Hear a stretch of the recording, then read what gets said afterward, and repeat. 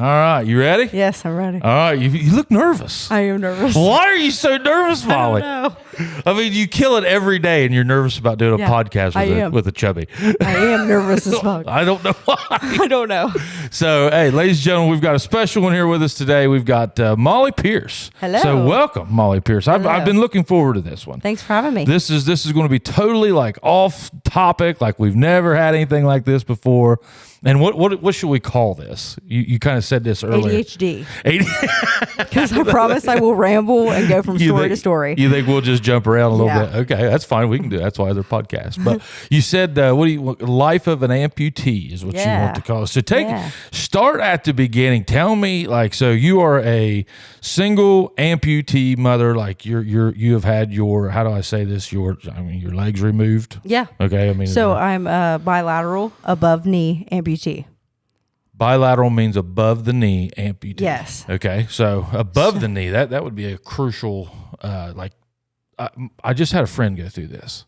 Okay. And they were really striving to keep it below the knee. Yep. Because it's easier. Okay. Yeah. So whenever you use prosthetics. So with the prosthetics, if you have the knee, it's easier because you don't have to learn how to use the knee. Yeah. Because you can fully use your one knee whole still. hinge out of the equation. Yes. Okay. Yeah. Do you have to have a knee to use a prosthetic? No. Okay. Yep. So you could have a prosthetic. Yep. Okay. I have them actually in my closet. Okay. Yeah. All right. Well, sorry. Go ahead. So take me from the very top. Okay. Take me from the beginning. Okay. So in 2010, whenever I was 12 years old, I jumped off of a couch. I was babysitting in Wellston with my friend. How old were you? 12. 12. Yep. So we were dressing up like being 12-year-olds and we decided to do toe touches and cheerleading moves off the couch. Sure. And I done a toe touch off the couch. My friend says I was wearing high heels. I do not remember that. But I also don't remember a lot from that time. So I jumped off the couch though, and I thought my foot was hurt. So I called my mom, told her I've done something to my foot. She's like, you'll be okay. Went to bed, woke up. I was like, my foot still hurts. And what had happened really was the artery in the back of my knee snapped, formed back together, and caused a blood clot. The artery in the back of your knee, snapped. Snapped. I didn't know an artery could snap. Well, not snapped, I guess, but kind of stretched more and then went back together. Okay. But whenever it went back together, it formed a blood clot. Oh. Yes, which is really rare for a kid. Yeah. To get blood clots at all. So I thought I was so focused on my foot though that I had no idea that the actual injury was behind my knee. So whenever I went home, my mom thought I was crying wolf, which is normal for a kid. You know what I mean? You're sick, whatever, you don't want to go to school. So it was probably a week before I really went to the doctor. It was a Saturday, and my sister was she's still on the couch, they're rocking, in pain. So clearly not crying wolf. So went to Holzer here, and they were we don't see anything. They felt my foot. They gave me an MRI, whatever, only for the foot though. And they were just walk on it. You're good. It's just a badly bruised foot. So I left, got crutches from my aunt because they told me to just walk on it. And I went back to school, done all that. And what ended up happening was whenever I walked on it, it made the clots spread. So, I think it was a week later after that. So it was beginning of May when all this happened. May 12th is when I ended up in the hospital in Children's. So I went to King's Daughter, and that's whatever. It was probably a week and a half after the incident. And because I continued to go to school and all that, whatever. And she was like, you need to take her to Chillicothe. Something's not right. Clearly she's in pain. Something's going on that they've not found. Went to Chillicothe. And my foot was already turning black and looked like a Barbie foot is how they described it. And so they were she's at least going to lose her toes, but that should be it at this point. So this is 2 weeks after the initial fall. A week and a half, 2 weeks. Yeah. So, just deprivation of just nutrients because no blood flow because you had snapped this artery off. Yes. And the blood clots were it formed and I had blood clots are never good anyway. They can take you out any second. Yeah. So went to Children's, and I don't really remember anything from Children's. That's really just what everybody else has told me. So, went to Children's though. And when they went to do the MRI or whatever it is, they like have to put a screen in. I don't know what that means, but they forgot to put the screen in. So at that point, they traveled to the next leg because it was just supposed to be the right leg. Yeah, the screen prevents the clot from moving. From moving. Yeah. They forgot to put that in there. So then they moved to the next leg. At first, because I don't remember any of this time at all.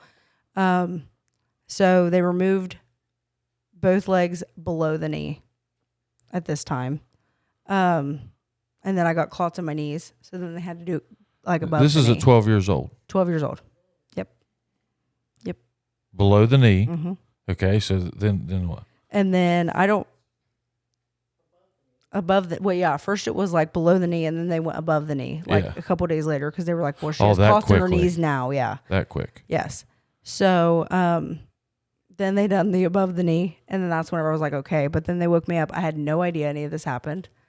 And so they hadn't told me. They were all anxious to tell me. The doctor was like crying in the hallway because like it's not You normal. didn't know any of this happened. No idea. You went in there with 2 legs, and you literally, and you didn't know any of this. No, not a single thing. The last thing I remember is Chillicothe telling me like you may lose a toe. Yeah. Like, you know. Yeah. I think they hoped that I'd got there quick enough, but I think like we were just a couple weeks past. And then when so whenever I woke up, I was like, I have to pee. And they were like, okay, hold on, wait 1 second, okay? Because they hadn't told me. And the doctor like left the room, went and cried in the hallway. And I'm like, I can get up and pee. Because like the medicine made me very angry. So I was like choking the nurses out behind their backs. Like I was just doing all kinds of crazy shit. So I was like, no, I can get up and pee myself. I'm good. And they're like, no, just wait a second. So then they told me like, you know, you've lost both your legs, whatever. And I don't really remember that time besides like the physical therapy and the recreational therapy. I had all kinds of therapy that I had to do.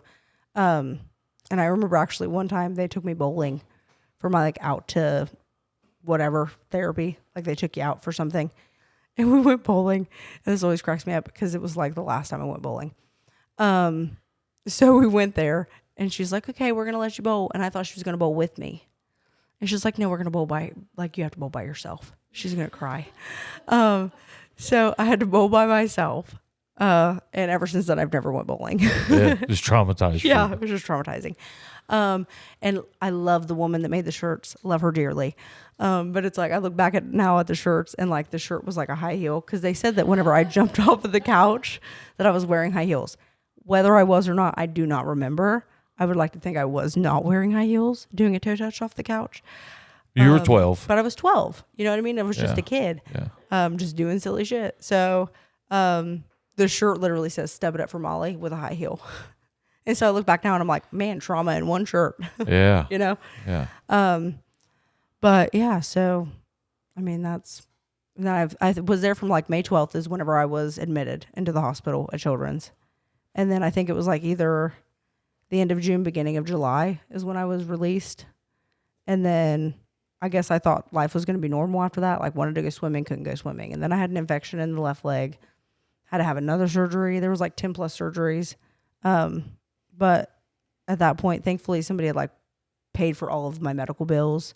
It was like over $1 million worth of medical bills. Oh, wow. And I got donations to have all that paid for. So I'm very grateful for all that. And then like, I got prosthetics. Those were paid for. I just didn't have the support I guess I needed for the prosthetics. So like to go to therapy, I didn't really have the rides. And then whenever I would have the rides to go to therapy, I felt like those relationships were like ruined. Because at the time my mom was majorly in her alcoholism. Love her. But yeah. Just major. It was really bad back then. And so the woman I had taken me to therapy, she took me a little bit, and then that relationship kind of got cut off. And then my cousin Leah started taking me, and I got really far into that. I actually walked at the middle school when I had the knees, walked in front of everybody on the stage. Oh, yeah. I look back now and I'm like, ooh. Yikers. But yeah, so I just feel like even then, like she kind of stopped that relationship as well at that point. And I feel like that all comes back to her being deep in her alcoholism at the time. Mm-hmm. She's not there now, but so I just never really got to that point of really using the prosthetics.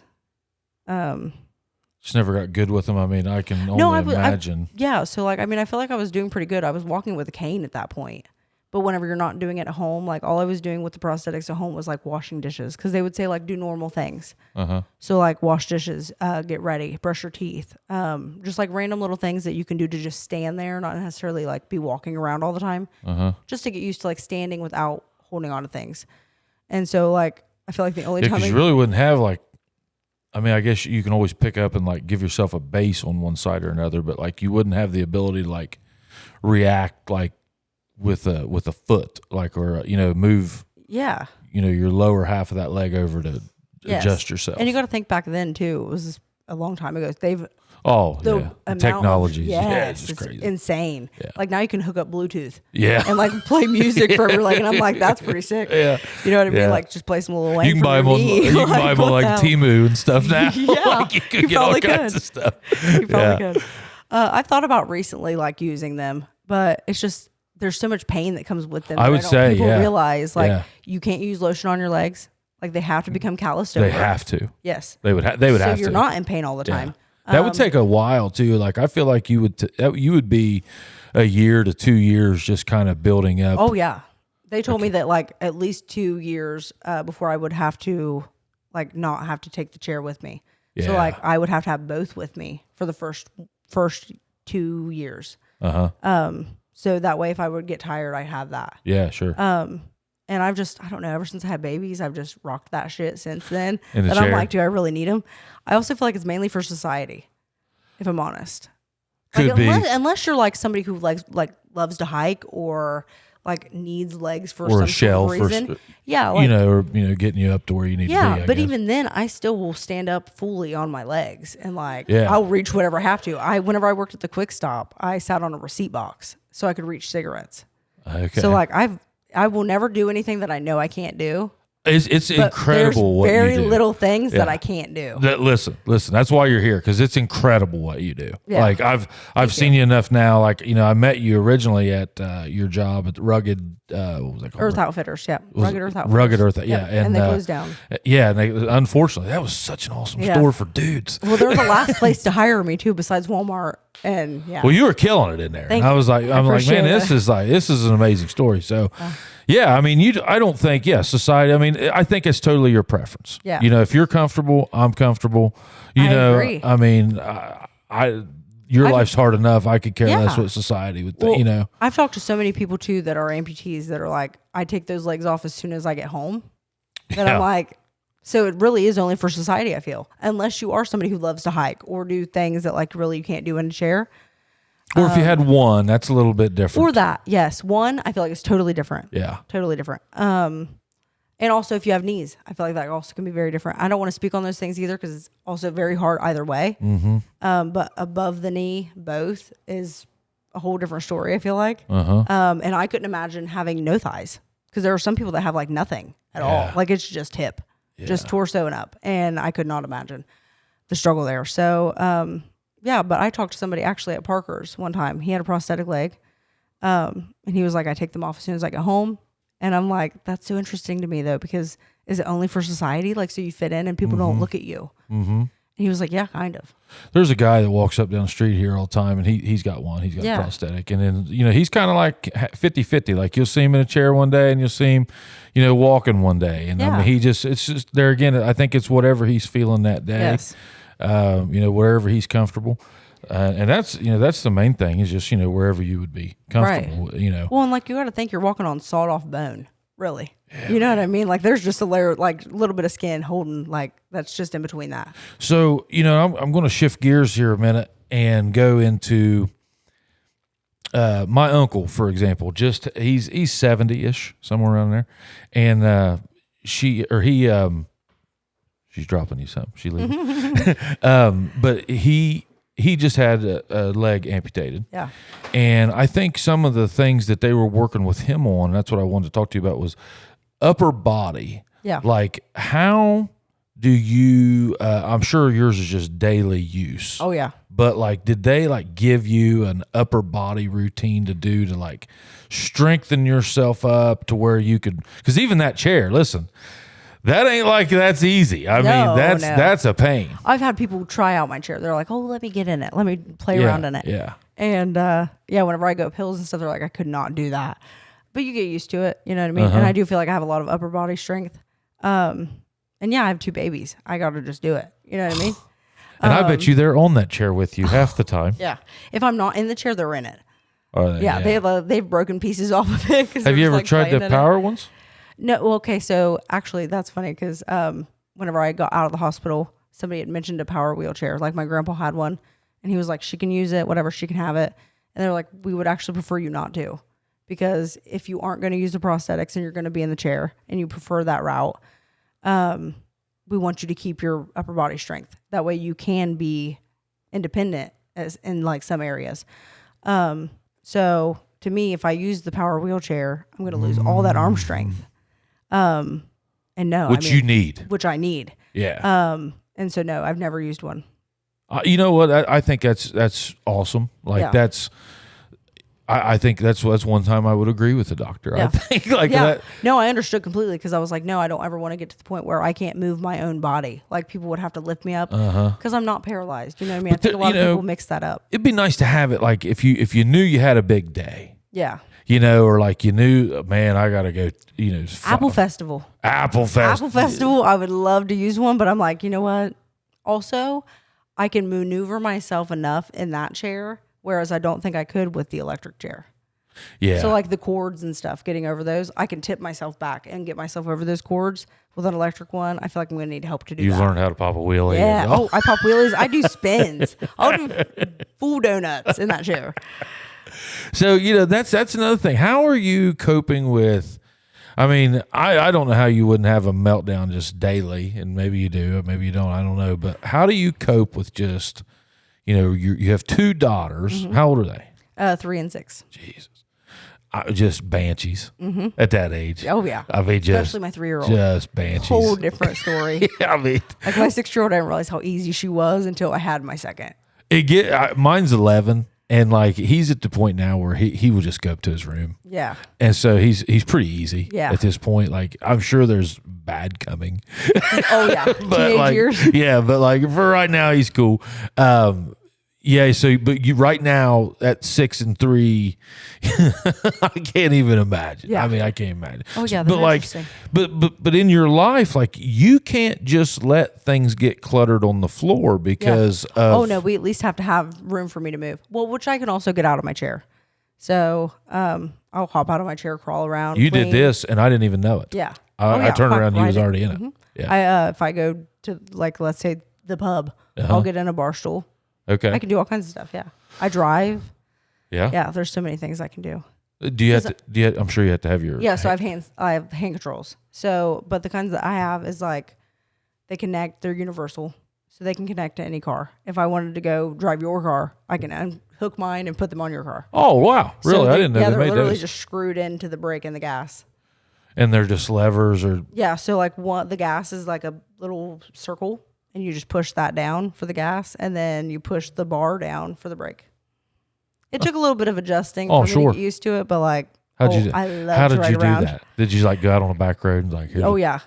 So whenever I first got them, actually, it was probably a year before I actually got my license. I was still with my kids' dad, and I relied on him a lot. I feel like I became very codependent with him, which is actually a bad thing for myself, because whenever I did leave, it was like I don't know what to do. You know what I mean? Like I relied on him too much. That's not his fault. That's mine. So I got my license October of last year. And that was 2 years after we broke up. So like I relied on everybody else. So you just started driving in October of a year ago. Yeah. This October 16th. Yeah. So yeah. Mm-hmm. And now, I'll go anywhere. Yeah. Yeah. What's farthest you drove? Right in a car. I think North Carolina.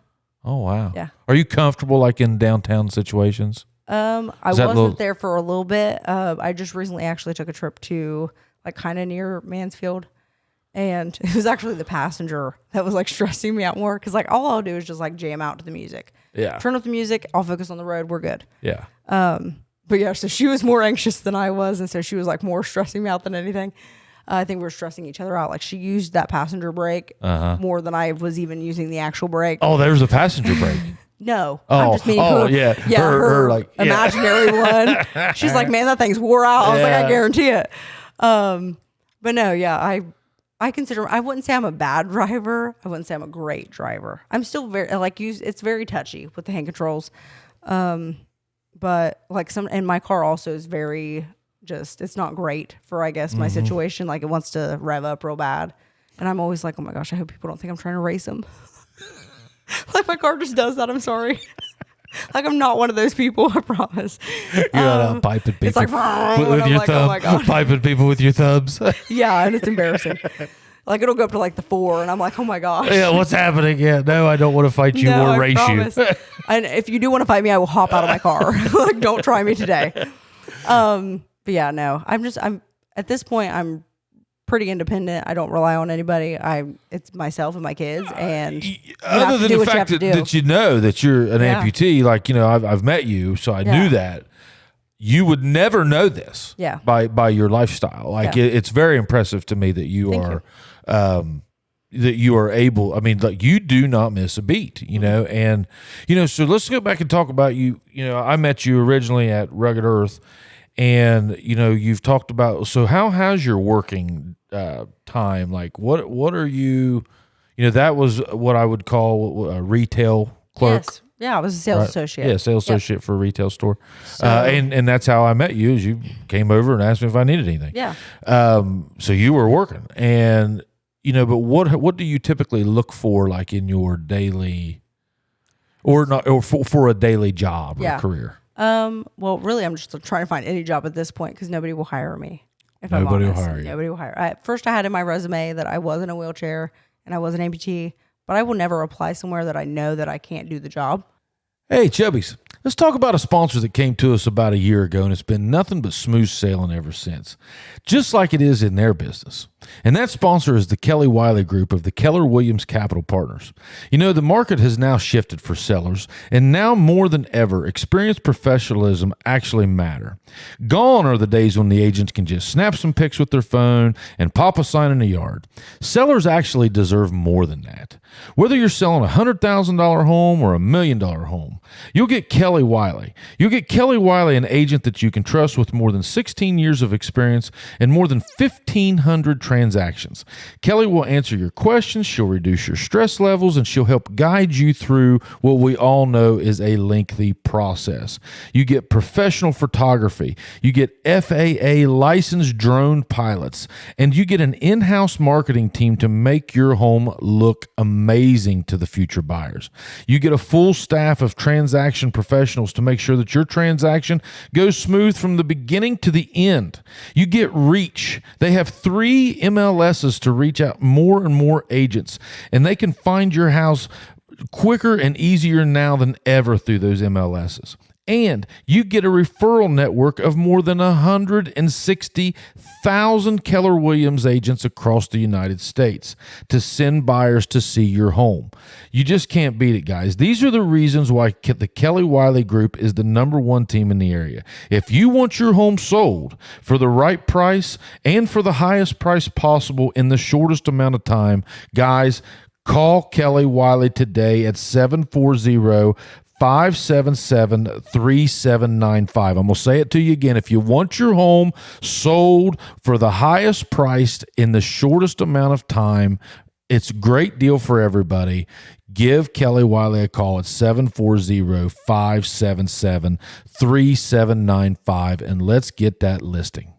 Plenty of places locally. And I either don't get a call back, or they say they have to call HR, or I can't fit through their aisles. I'm a bother to the employees. All very discriminative. Like, you know, it's not really okay. And I've struggled really hard to find a job since Rugged. Walmart did hire me. And nothing against Walmart, but like I applied for lawn and garden, and then they put me on door greeter. Okay. And although I can be very introverted or extroverted, whatever. Extroverted is what I meant to say. I think that job would suck. Everybody that comes in Walmart. That's my thing. Like, I can handle lawn and garden because you're only seeing the people that go to lawn and garden. As needed. Not everybody. But like, I'm literally welcoming everybody from every county that comes into Walmart. We're talking Wellston, Oak Hill, Colton. You know what I mean? And that was very anxious. Like I was so anxious. Too much about stimulation for me. Yes. Yeah. And so my first day, I didn't even go. I literally I called and I was like, I can't do this. Like there's no way. You were just balled up inside thinking about being a Walmart. Yes, because like I go to Walmart as a customer and everybody's staring at me. And I've gotten to the point now where I don't care if people stare. It's whatever. I'll be like, you know what I mean? Like stare a little harder. It's okay. I just would rather people ask questions though. Like I feel like people sometimes feel very awkward to ask. Sure. And it's like, it's the elephant in the room though. Just ask your question. Kids don't bother me at all. I love when a kid has a question. And it's so funny to me because parents will always like, shut the fuck up. Yeah. Stop. Shut the fuck up. And I'm like, let them ask. It's okay. Yeah. They have no idea. They're so innocent. Yeah. It's mainly like the adults that will stare you down but not ask a question. Yeah. And it's like, you're old enough to know better. Sure. You can sit there and ask me a question or come up to me and say something. Why make your life harder? And it not be a big deal, or just keep walking and shop. You know what I mean? And leave me alone. Scroll you on. Ain't never seen anybody without legs or what? Yeah. So, yeah. But whenever, they put me as door greeter and I was like, that ain't for me. Yeah. It's just not. I can run a register. Like I said, I sat on a receipt box every time I worked at the Quick Stop. I picked, like one woman came in one time and she's like, well, I came in for cigarettes, but looks like I'm not getting them. And I was like, well, what do you need, honey? Yeah. And she told me, and I reached up and grabbed them. Like, I am not incapable of doing those things. I would never work somebody or somewhere that I can't do those things. What if you didn't go retail? Like, I think that would be better. Maybe something where you're more, I don't want to say desk job, but desk job. Office job. I've applied job, at theirs. I actually just recently applied at Genesis, and I'm still that's also still in the process. I've had the second interview. I'm just waiting to see if I get a call back. Man, I'll tell you something, not to get off topic, but like, man, if you got really good at Excel. Yeah. Or something. I mean, like stuff like that. Something like that is just like, that is so needed. Yeah. Well, they were like, we're short staffed. Like, we need people bad. And I'm like, if the wheelchair place doesn't hire me, I'm fucked. I'm so fucked. Like, I don't know what I'm going to do at this point. I never thought about, like if the wheelchair place doesn't hire. I've called 3 times. I'm really hoping they call back. Wow. I just was thinking like oxygen equipment stuff. I wasn't like they have that stuff. Like it's all kinds of stuff. But like how I looked at it was like, if the wheelchair place doesn't hire me, I'm so screwed. Yeah. So, is there, other than like your work day, and I'll do whatever I can to help you find something. But let's talk about being a mom and like, how are you navigate? I mean, not to go too deep into the woods, but like, I'm a dad, right? How are you navigating, you're out of this stage, but how did you navigate changing diapers and bath time and just... I still got hands. I know, but I mean, my gosh, that just sounds like so much. Oh, no, listen, I'm the crazy aunt that will watch 7 kids at a time by myself. And the laundry. Yeah. Oh, the laundry is just out of this world any day anyway. Like the amount of laundry I have is insane. But no, I mean, my house, the house that I have now, so the house I lived in before was two houses down. I live in like a housing complex. Okay. And it was not handicap accessible. We had to have my kind of like my ex-brother-in-law, whatever. Him and his uncle built a ramp for my house because it was not handicap accessible, but I was still able to get everywhere. Besides, like I had to either crawl inside or have somebody get me down. But since I left my kids' dad, I think it was last October too. I moved into a handicap accessible one. Oh, so it has like the concrete ramp and like the laundry room's so very different. Everything's very different. So it is easier for me, I'll say, but the other house, I was still able to do it. My thing is when you're in that situation, you figure it out. You figure it out. Yeah. Yeah, no, I mean, you could put me anywhere and I will figure it out. You could give me a 2-story house. I mean, I've been places where there was there was a whole set of stairs. Yes. And you bet your ass I crawled up. Yeah. Shout out, Matthew. I had to do that to you, Mom. I had to. Where I crawled up them stairs before he could even get up them. Really? Like, before you park that car even, I'm going to be up them stairs. You have no idea that I even crawled up them. You're like, how the hell did she get up there? I forget that guy's last name. I know, but we won't call him out that hard. We won't talk. We won't do all that. Yeah. So do you have to like, what do I want to say? Customize your house a little bit? Like, do you, beds lower, anything like that to help you out? Or, I mean, is that an option? I feel like that should be an option, right? I mean, maybe if I really researched it, I guess I just figure things out on my own though. Yeah. But I mean, everything's standard height. No, it's literally, it would be just like anybody else's house. Wow. Yeah.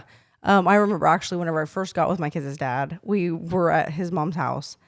And her bed was like off of the ground, obviously, like she had a whole thing. And I was like, I didn't take my chair inside because her house really wasn't handicap accessible. So I would just crawl everywhere. And he had a room upstairs. And so I would just crawl up there. But one day she wasn't home. So we were just going to chill and watch TV on her bed. And her bed was like this high off the ground. I still to this day have no idea how I done it. I just flung one leg up and I don't know how I done it, but I got myself up there. And yeah, so you just figure it out. You figure it out. Man. You're put in that position, you know what I mean? You have to. I have no other. I mean, I could use a prosthetics, and I think I do kind of want to try. I can see in your eyes. I can see in your eyes. It looks like you want to try. Yeah, and it's mainly my kids because I've never really got this sensation of holding their hand walking into a store, or when we're at the Apple Festival, for example, walking around, holding their hand, making sure they're safe. They have to hold my arms of my chair. And sometimes it gets in the way of my wheels and me moving. And I feel bad because I want them to be safe and protected and nobody to grab them or anything. And so they have to hold on, and I might just move a little slower. But going into the store, for example, I think it'd be so much easier to push a cart. Just stuff like that would be easier, but I still figure it out. What do you do? Leave your thing there and then go get one of them buggies? Nope. Do you push a cart? No, I use my own chair, and I'll shove shit behind me and the sides of me. I will do whatever I have to. I'll shove shit on the top of my purse, and I'm like, I promise I'm not stealing. I'm going to bring everything out. I'm just trying to make it to where I can grab everything I need. But I usually do pick up, if I'm honest. Pickup has been a lifesaver. Sure. But yeah, no, I'll figure it out. We've been doing, speaking of pickup, I just, maybe this will help you. I don't know how it could, but I've been using AI to design all my meals and my Kroger and Walmart pickup orders. I don't trust AI. I'm asking it for food. Yeah. I mean, that's true. But even clicking on my AI to just even get it, whenever it first came on Snapchat, I was like, I'm not even touching that. Well, this is the Chat GPT app. Oh, okay. Okay, and it's free. Yeah. But it's been a really good thing. I just send it. I just copy and paste and send it. Send me some dinners. Yeah, and I'm like, this is so easy. See, I'm really bad about making the same dinners because I do have kids that are picky, and I'm a picky eater. You're in the chicken nugget stage, probably. Oh yeah, chicken nuggets, French fries, macaroni and cheese, tacos. Yeah, spaghetti. Yeah, that I don't know if they ever go out of that. Yeah. Well, I didn't really. If I'm honest. I feel like so I mean, I'm not trying to get into your finances or anything, but aren't you wouldn't you be eligible? Or do you not? So I'm not considered disabled. Okay. Because I can wear prosthetics. So I don't get disability. I get Social Security from my dad passing away. You don't get any disability at all. No, but I get Social Security. Why do you get Social Security for your dad passing away? So they technically say, I think it's their way of honestly kind of rigging the system. I don't know. Okay. But they say that he would still be helping take care of me. Which so you're mentally disabled or anything like that. So I don't really understand it, but at the same time, they classify you as a dependent still. Yeah. So I get Social Security from him.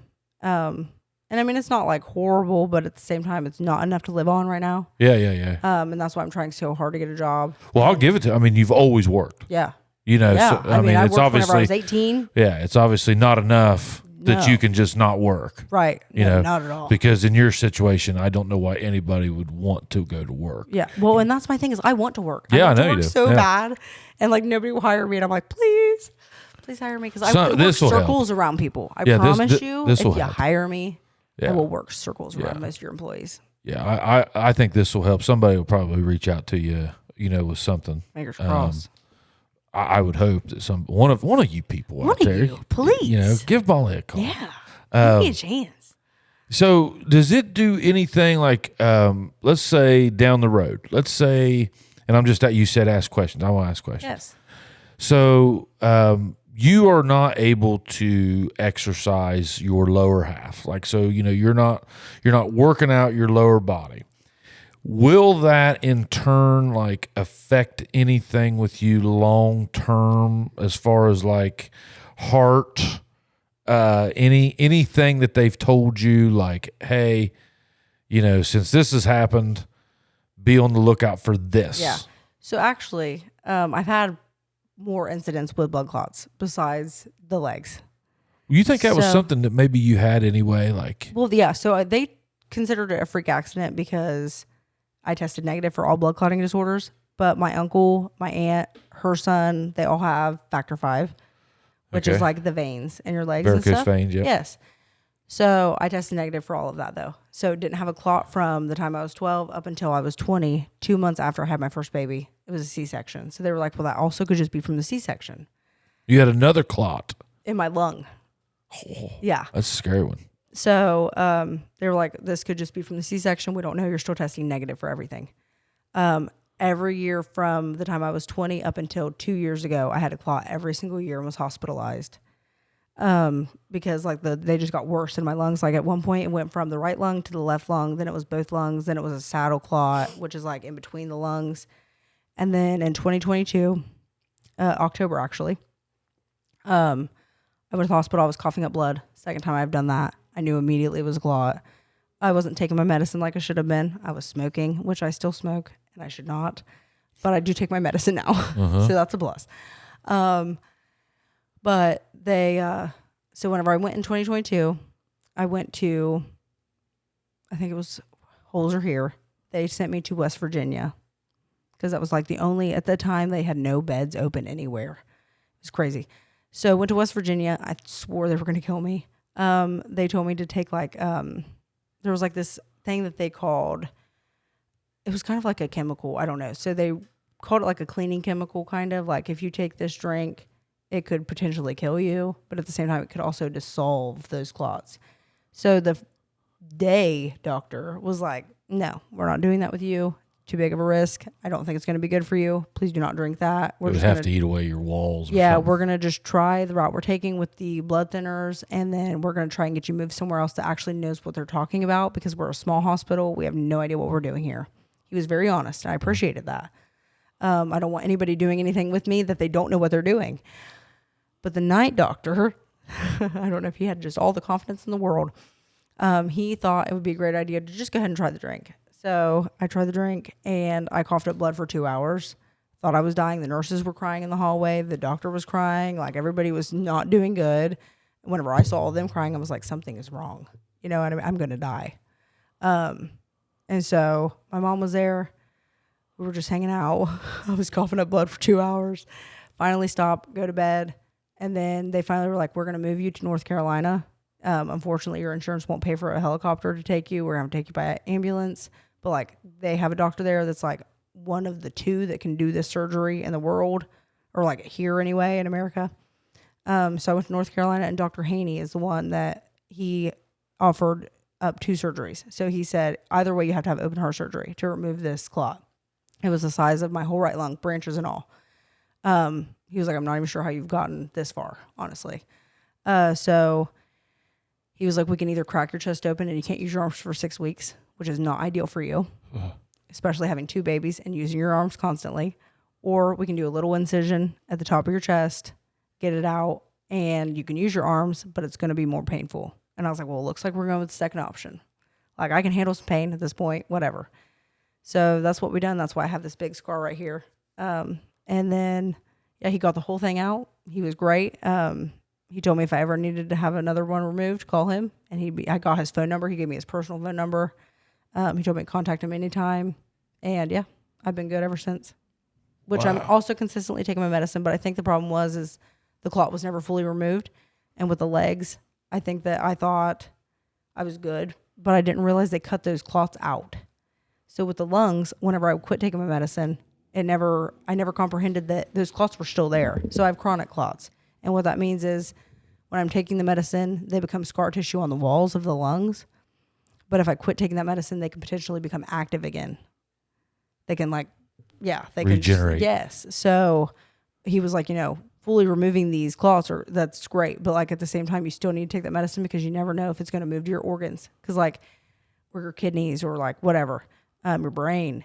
And so he was like, I think that where you come back negative with everything, you have something undiscovered. So like APS is a rare clotting disorder, but it's something that you can get a clot anywhere in your body, organ, arteries, veins, wherever. However, I tested negative for that as well and still have never tested positive for anything. We have no idea, medical mystery. So he thinks it's a cousin of that has never been discovered. So it's just but my only thing is I don't care too much about myself. It's more of I do have kids now, and this was never something I expected before having children. And Ellie wasn't necessarily planned, my first. So I just kind of feel bad because I'm like, I don't know what they're going to have to deal with in life and not have any idea what it is. So I'm just hoping that it's not hereditary. Because APS isn't supposed to be hereditary, but we also don't know what I have. But if you hadn't snapped your artery back when you were 12, yeah, but would like this have ever... Well, and he said the same thing, that it could have been a thing where you never got clots, or it could have been a thing where it happened later on in life. Yeah. And almost, so I've seen people lose limbs in their 50s and 60s, and I'm almost grateful what happened when I was young. As much as yeah, sure, I would have loved to have had the legs till I was 60 years old. At the same time, I was able to adjust and come to terms with it and learn how to live that life. I wasn't 60 years old where I felt like I had to give up because I'm 60. I gave up for a few years, but then I was like, fuck that. Mm-hmm. I am still young. I'm still a human being, and I'm able to move my whole body. I need to take that. I don't need to take that for granted. There are people that can't move their body at all. Mm-hmm. There are people in much worse situations than I'm in, and yeah, I'm going to be okay. Yeah, it's like, I'm sure you've had friends. I've had friends that's parents, it's just like me or whoever, lots of people. Parents get divorced whenever you're like, let's say, under age 16. Yeah. Okay, or even a little bit, maybe 12. Those kids will typically handle that better than that 20-year-old. Yep. And I'm sure that there's a developmental process of like, I know it's hard enough. I don't know how old you are. I know you're a good bit younger than I am, but like as you get older, it's hard enough not to get into a funk, every day, we all fight that, and after, what a driver to get you in a funk at age 60 if something like that happened where like, that is when I definitely probably would pick that situation as opposed to yours. Yeah. If I was picking one, but I get what you're saying. Like, right. you've been able to kind of leave that in your youth. Yes. And then your adult, brain development's kind of like left that there. And now you just brought that with you, and it's not something that's. Yeah. This is just me. Yeah, it's just you. Yeah. I mean, I feel like my mind has blocked out a lot. Mm-hmm. So, I mean, really, I only remember me this way. And like, I've had people, I don't know if this is too much, but I've had people ask me like, does that work? And I'm like, oh, your thing? Yeah. And I'm like, well, first of all, I've had 2 babies since losing my legs. And also, you'll never find out now. Yeah.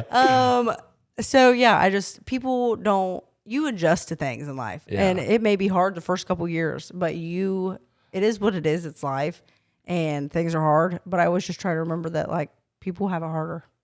There are people that like, and I don't like to compare because at the same time, like somebody comes up to me, they're like, man, I stubbed my toe, but I can't complain. Yeah, you can. That still fucking hurts. It still hurts. Yeah. I mean, I have stubbed my toe before I lost him. I know that hurts. Do you still have phantom pain? I do. Yeah. And it's not as often. So like before it was really, really bad. Like I couldn't hardly go anywhere without having phantom pains. But after about like probably 5 years of it, because this time has been 15, 2025 will be 15 years of it. Yeah. And that's where I'm like, this is me. Longer now. You've been without them longer than you had them. Then I had them. Yeah. And that's wild to me because it's just who I am. But yeah, no, the phantom pains, they come and go. Like sometimes it's mainly whenever I have my period, honestly. Like I'll get like restless leg syndrome or like I'll get phantom pains then, but like they're bearable.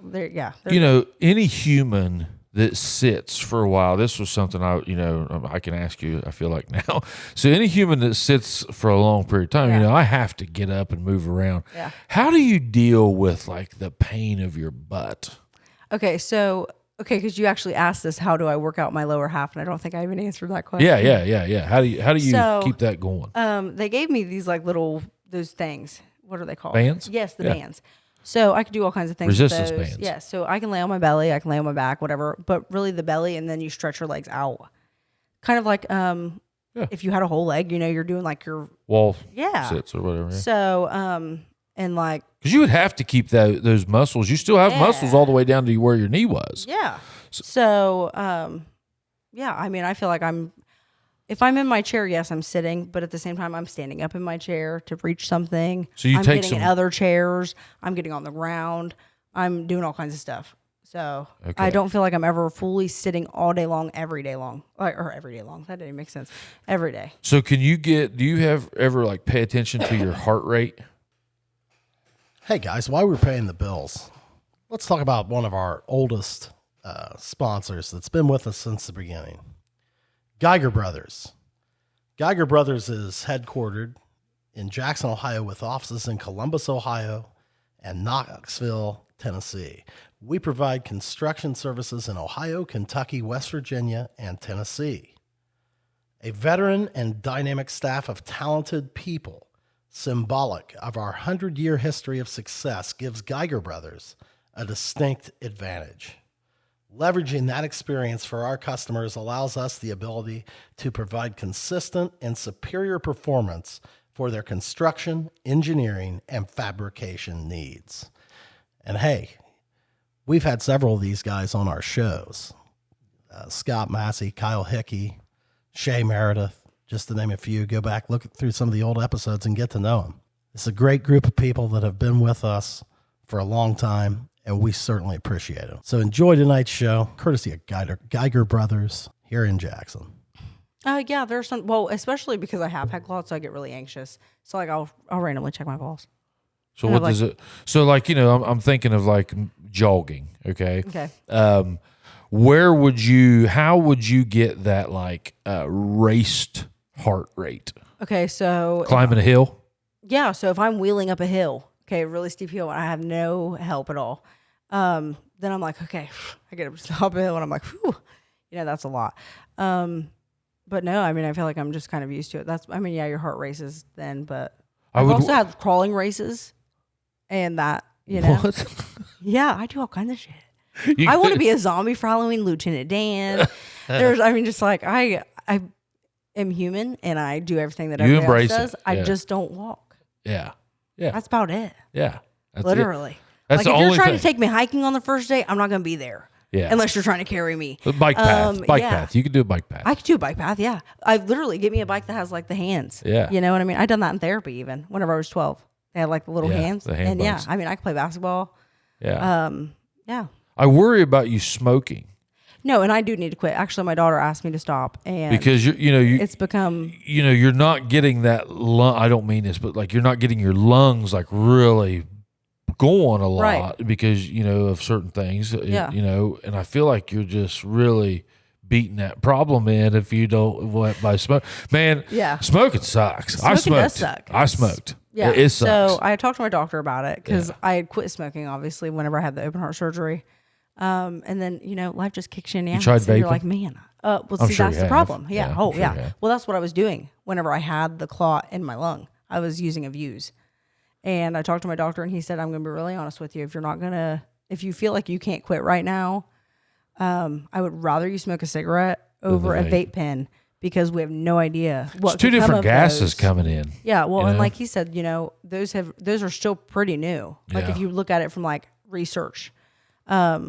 So he was like, we have no idea in 50 years what those vape pens will do to you or any kind of vape pen, the elf bars, the Vuse pens, whatever it may be. I haven't heard anything about popcorn lung for a few years. Have you? No, and he never mentioned popcorn lung to me. I think that's all just online. They try to scare you about things. You know what though? Honest to God, I vaped there for a minute. I was trying to quit chewing. Yeah. And the whole time I vaped, I had this like pain up in here. See, I felt like I had liquid in my throat all the time. Yeah, and it just really just was a different. And I mean, it tasted good, and you got everything from it, but it was just like, my God, now I'm chiefing on this, smokestack all day long, And I felt like I smoked more. I was smoking because you can smoke anywhere, really. Yeah. I mean, even if you're in a store and it says no smoking, you can hide it. I would just hold it in until the smoke was gone. Until it evaporates. Yeah. And so, yeah, he was You like, remember the big rather, clouds that people used to just. that was so obnoxious. I did not. I won't ever do those. I can't handle, my lungs can't handle those, I'll say. I went to my buddy Shane Runyon. I went and watched him play a show one time, and he was playing for like, I'm going to look like such an asshole right now, but like he was playing for like this like drug-free thing, you know, and you had all these guys in the beginning and in the front row. They were all just, I mean, chiefing on vapes. Yeah. Okay. You smell blueberry and strawberry everywhere. So, yeah, everywhere. So I told Runyon, he said, man, he goes, that was really good production, wasn't it? And I said, yeah. And he goes, man, the smoke machines were just really thick. And I said, there wasn't even a smoke machine. I said, you were up there dancing in those guys' vape exhaust.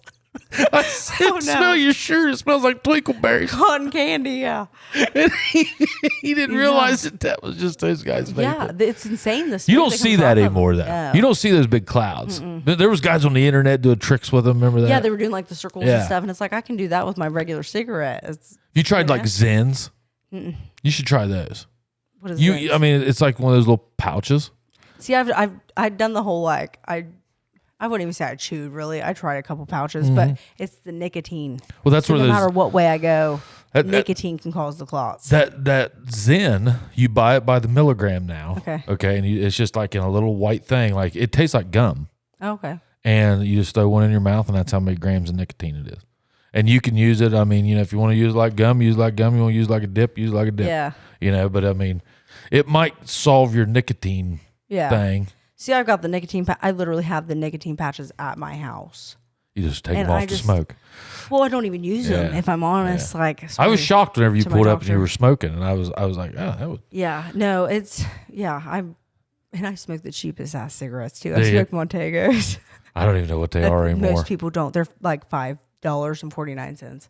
Is that cheap? That's cheap. Yeah, you get Marlboros. What's a pack of Marlboros now? I bought reds the other day, and they were like 8 something. But the blacks, because I used to smoke black 100s, they're like 10 something. Wow. So I can get 2 packs for the, Are they in a brown paper or white? No, it's white. White and red. They're like reds. Okay. But they're just a little harsher. Like you can tell they're. Most people, they're like, oh my God, like how do you smoke this? And I'm like, I love something that is harsh on the throat. You like it harsh. I don't know. Yeah, after COVID, Chad and I, so I have a co-host for this show, Chad Reynolds.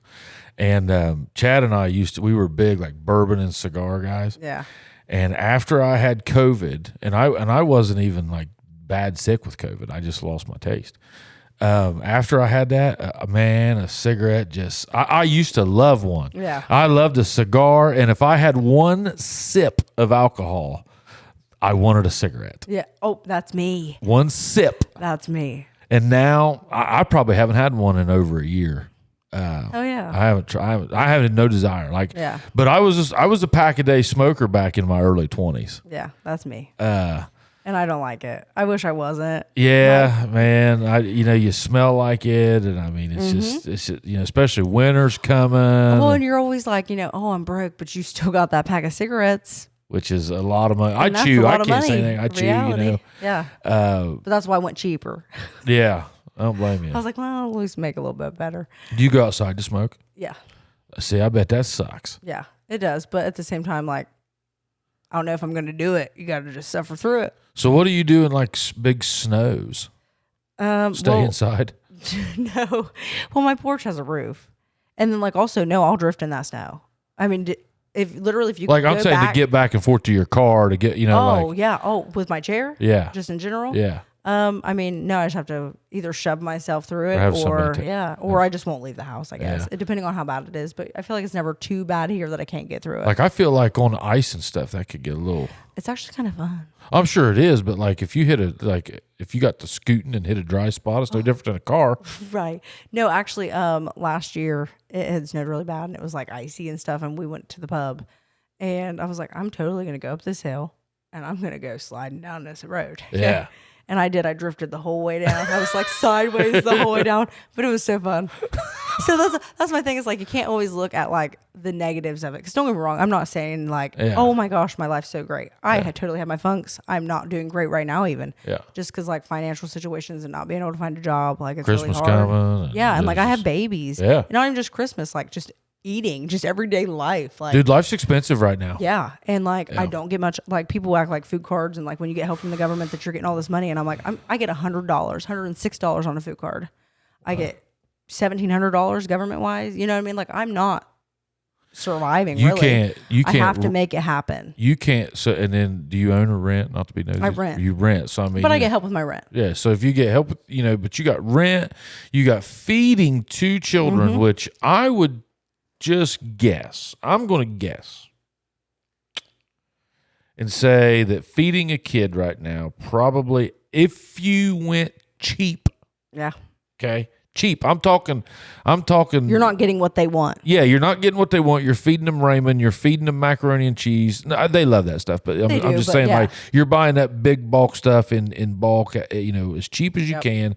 You would probably still have 3, 4, 5 meals a day, whichever they're eating, snacks and everything, just to keep them shut up, just to keep them happy. And not asking for food. You would have $15 a day. Yeah.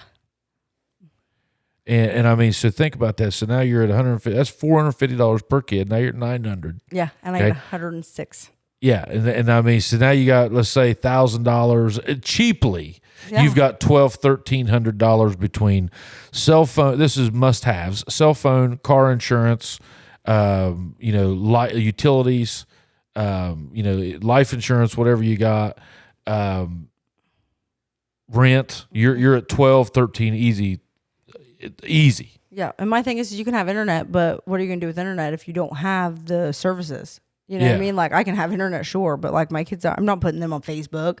You know what I mean? They want Netflix, they want Hulu, Disney Plus. Yeah, which is all $20-$30 a pop. Yes. Yeah. By the way, T-Mobile, I just found this out. They will give you free Apple TV, free Netflix, and something else whenever you sign. I do Straight Talk. Straight Talk's been my shit for years. Yeah, but if you can save like $30 per subscription, that's true. I mean, but you might be worth I only pay $45 a month though for my phone. So it's like, depending on if you're paying like $100 for the phone line and like everything, it's just not worth it to me. So I've just stayed at Straight Talk. But yeah, no, it's definitely not survivable. I don't know how you do it.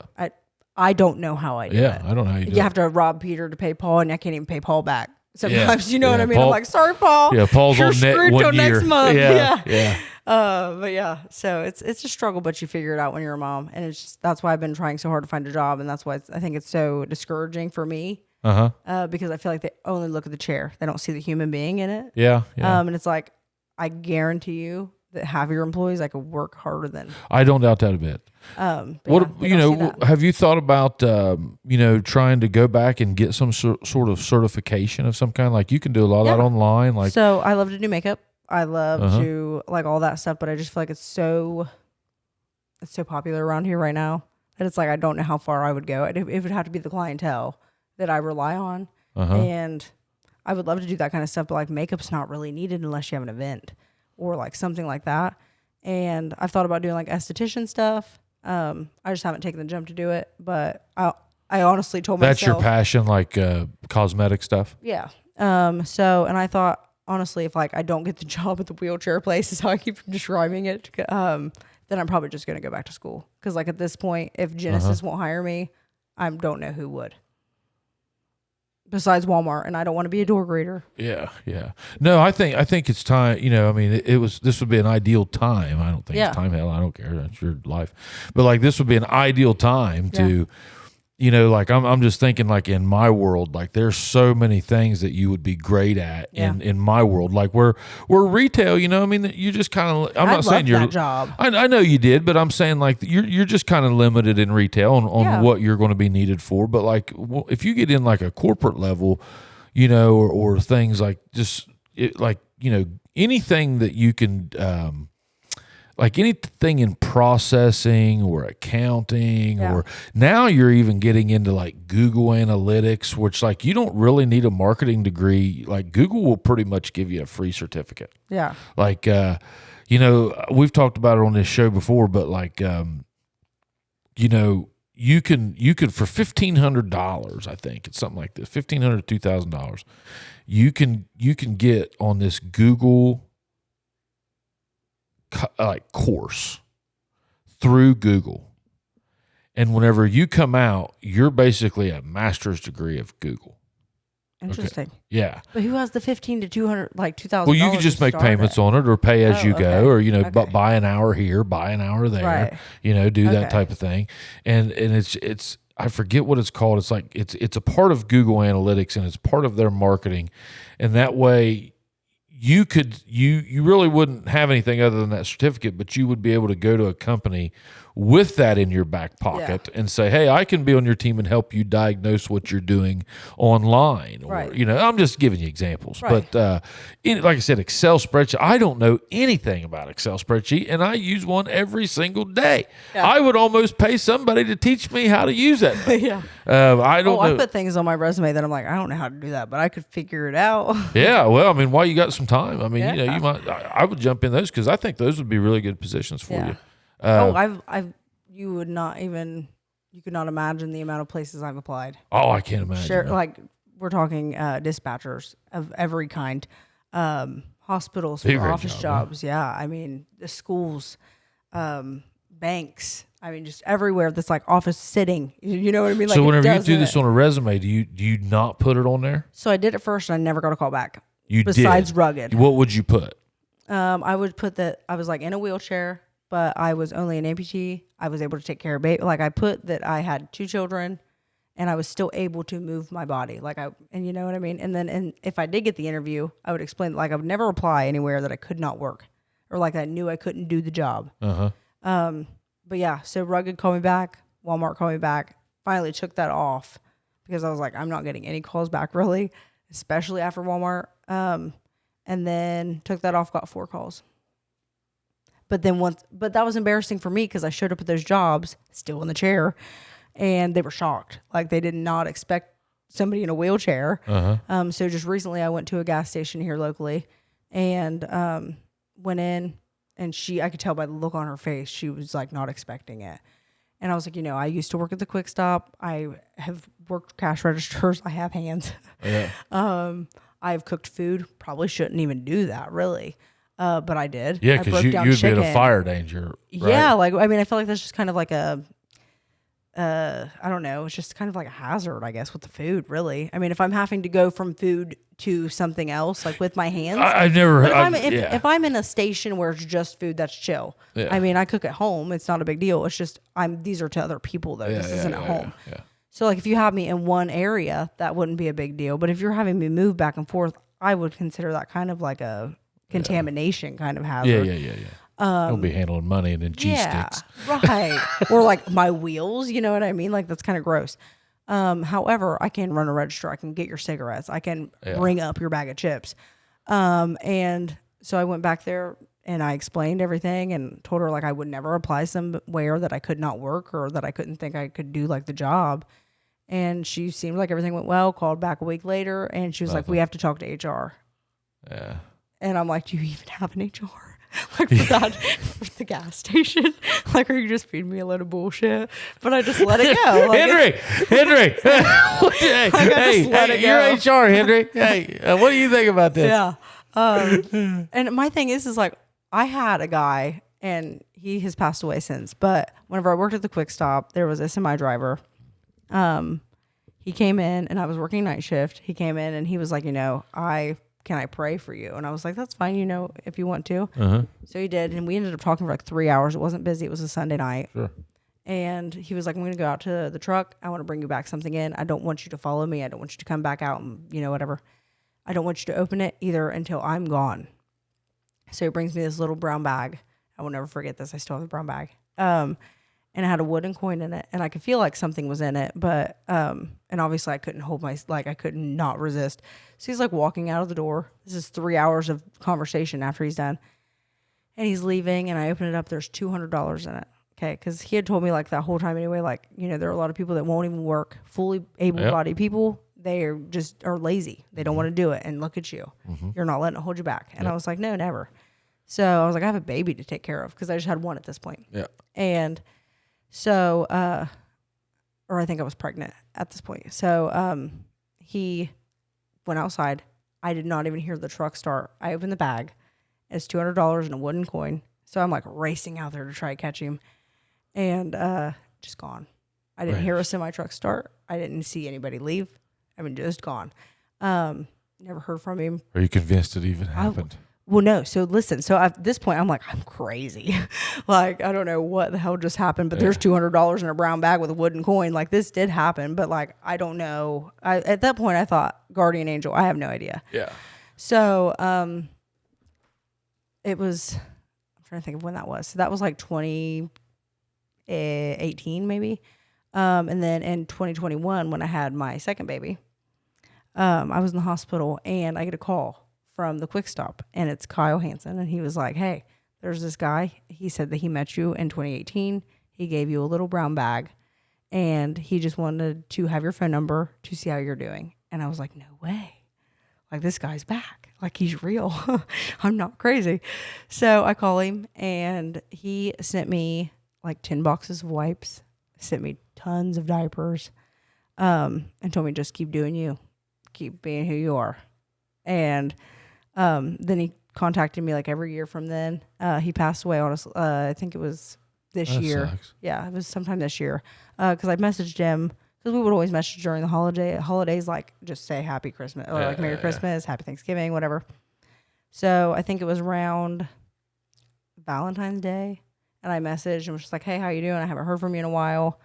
He never texts back. So March comes, text him again. Hey, how you doing? Nothing. So April comes around, I message again because I'm at this point getting kind of worried. He usually messages during the holidays, and I get a text back that says like, "Hey, I didn't know if you had not heard or what, but like he passed away." But he always explained, like he called me one Christmas and he was like, last Christmas, like because he gave me $1,000 one Christmas to get my kids Christmas, and came there to my house, delivered it, and like got pictures of me and my children. It was like, I'm only doing this for good karma. Yeah. And never talked about himself, never said anything was ever going on in his life. So I don't know if he was sick this whole time, like knew eventually that he would pass away and he was just trying to get good karma. So it was like the Christmas. So like last Christmas. So he calls me and he was like, I can't do anything for you this Christmas. He had just bought my tires, mind you, like a couple months before this. So I'm like, you are okay. Yeah. Like you do plenty. You have done so much for me that I could never thank you enough for it.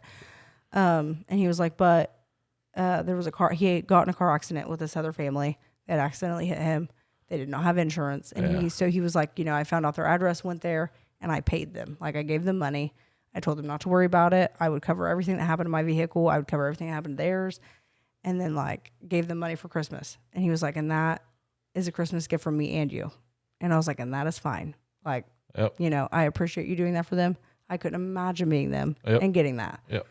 Thinking like, oh my gosh, now I have to pay all this. I don't have Christmas for my kids. Like, I was like, don't worry about it. You just bought my tires. He paid 6 months of my car insurance. Yeah. And so I don't know. This was all just a random guy at a gas station. Just a random guy at a gas station. What is it with you and these gypsies? I don't know. This is the second one. They're more open-minded. And they also see me as a human being rather than, oh my gosh, I grew up with this girl, she lost her legs. Hey, listen. Like, I feel like a lot of people look at me and they're like, I got a message that said, hey, I need you to do me a favor. I need you to find Molly Pierce. From a guy that was in my And he already had my number. Yeah, I know. Already had my number. Isn't that weird? Yeah. But yeah, he... we still talk. Do you really? How is he doing? He's doing good, I think. I assume. Huh. Yeah, we actually talk today. We talk almost every day. Oh, yeah, you told me. Yeah.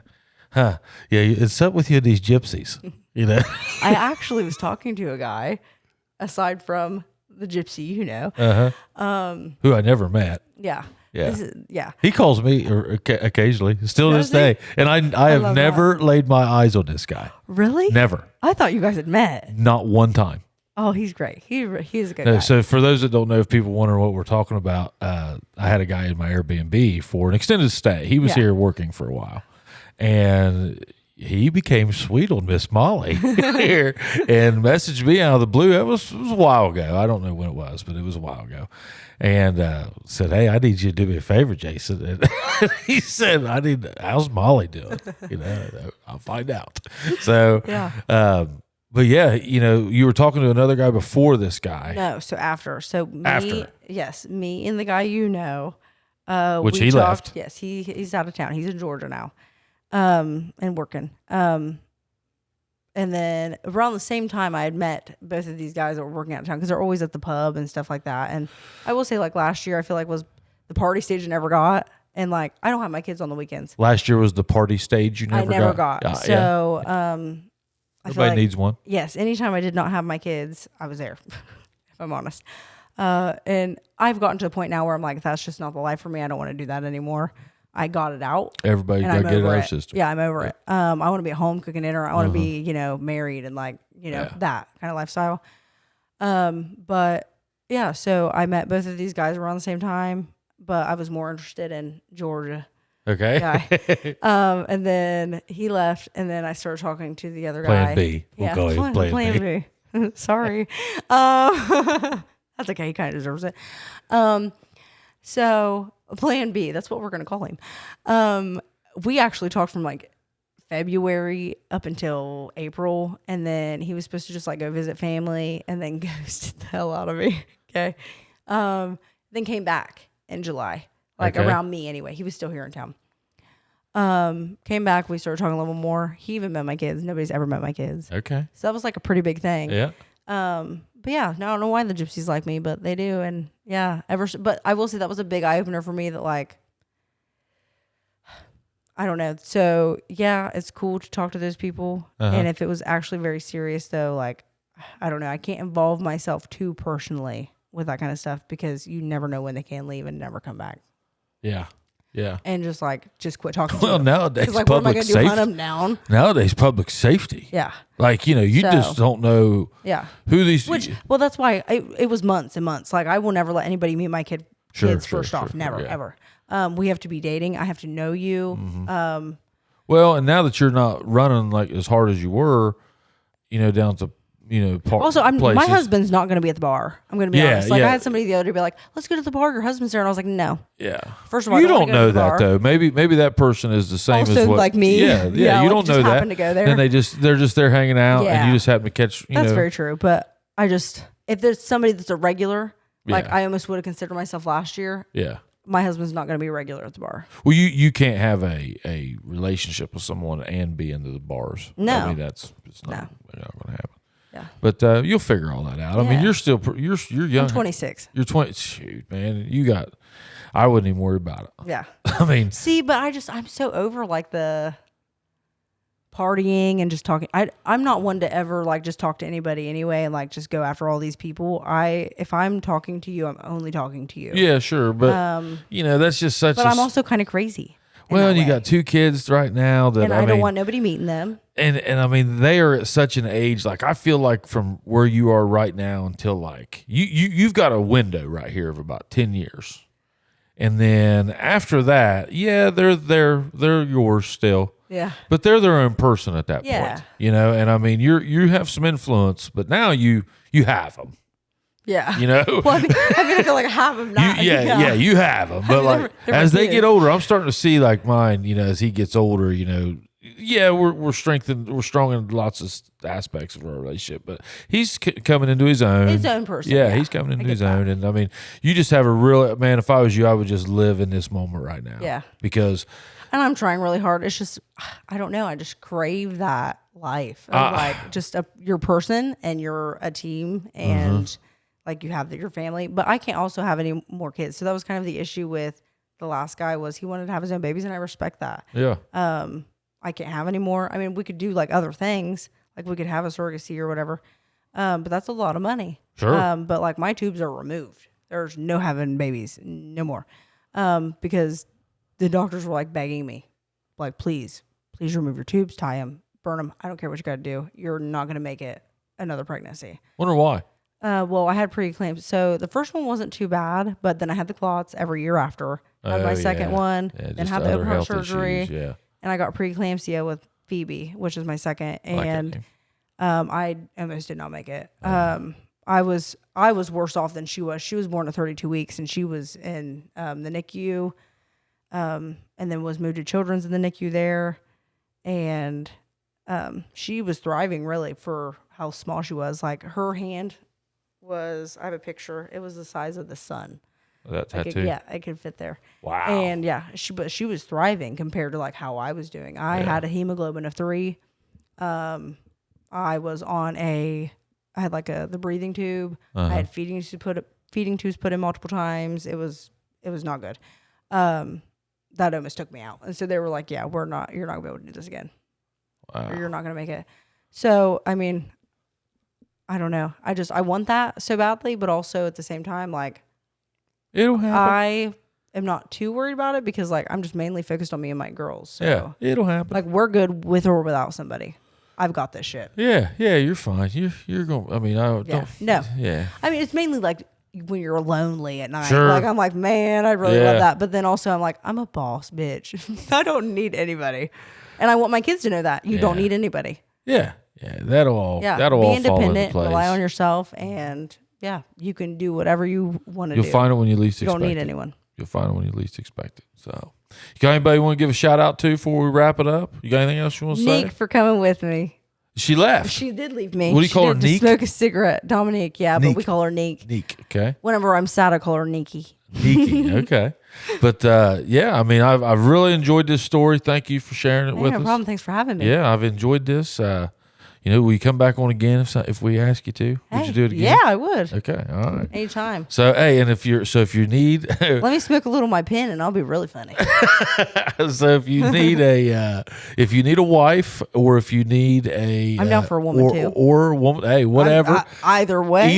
If you're looking for a wife or you want to be a wife, either way, she's available and she's looking for a job. Yes. Molly Pierce. That's mainly what I don't need nobody but a job, but really. A job right my now. kids and a job. And a job. So, hey, Chubbies, look her up, help her out. If you see Molly, if you want to have a question, they should just ask you. Yes, just ask me. Just ask me. So we'll get along much better. All right. See you.